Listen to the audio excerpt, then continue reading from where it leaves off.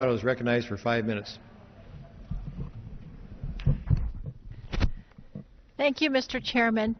Mr. Chairman, for too long, too many people in this body have proposed that we must make what amounts to a devil's bargain, choosing between environmental protections and jobs. Today, the ideology behind that false choice brings us to the brink of gutting one of our nation's fundamental environmental laws, the Clean Air Act. Mr. Chairman, the Clean Air Act has safeguarded our economy and our families' health for decades, and despite heated rhetoric from the other side, it does not stand in the way of creating jobs. In 2010 alone, the Clean Air Act prevented 160,000 premature deaths, 3 million lost school days, and 13 million lost work days. By 2020, the Clean Air Act's total benefit to the economy will reach $2 trillion, outweighing the cost by 30 to 1. But despite the actual numbers, today we find ourselves debating a full attack on clean air through the Train Act represent an unprecedented upheaval of our long-held pollution standards. Now, Mr. Chairman, we had a 3-hour hearing in my committee, the Oversight Subcommittee, today, talking about the alleged job loss that the majority claims would happen. I heard no evidence that these rules would cause a job loss. In fact, the evidence put into the record at the hearing showed that these regulations will create jobs at the same time they are preserving our citizens' health.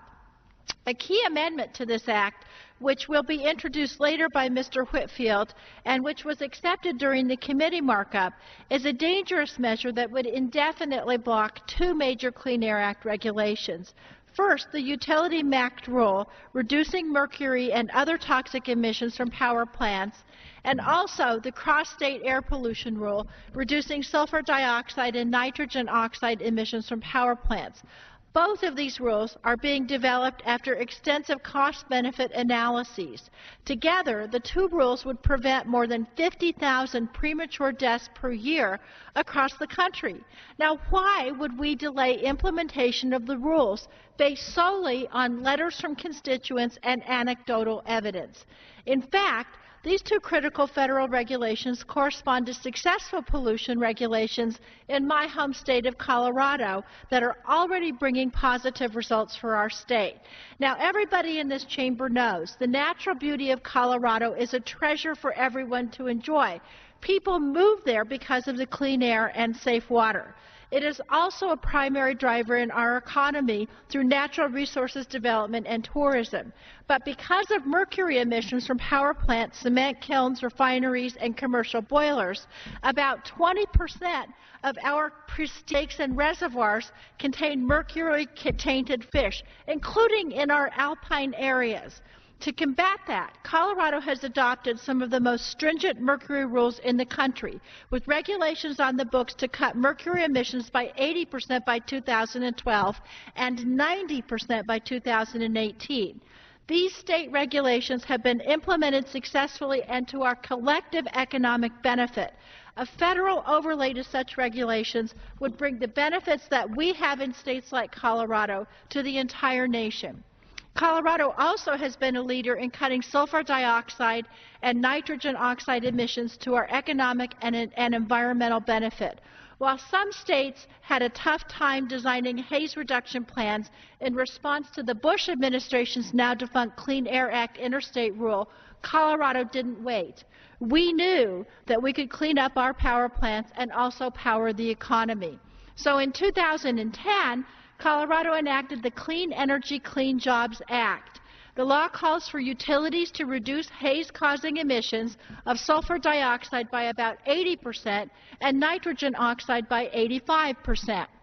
As a result, Colorado's largest utility, Xcel Energy, is on track to, it's going to shutter 4 coal-powered plants, 3 in Denver, and replace that generation with natural gas-powered units. It will also install emissions controls for another 951 megawatts of coal-fired electrical generation. And, Mr. Chairman, Xcel expects that these improvements will only increase rates by 2% annually over the next 10 years. Colorado's successful experience with these types of regulations stands as even further proof that effective and efficient regulations to protect our air and water bring ever-growing benefits. And blocking these regulations is a dangerous game where America's families will pay the price. The second, Mr. Chairman, the provisions of these amendments will fundamentally rewrite our approaches to the Clean Air Act regulation that have been the gold standard of our environmental law since 1990. I urge rejection of the amendments, and I urge rejection of this bill. Gentleman from Kentucky. I certainly have great respect for the gentlelady from Colorado whom I've had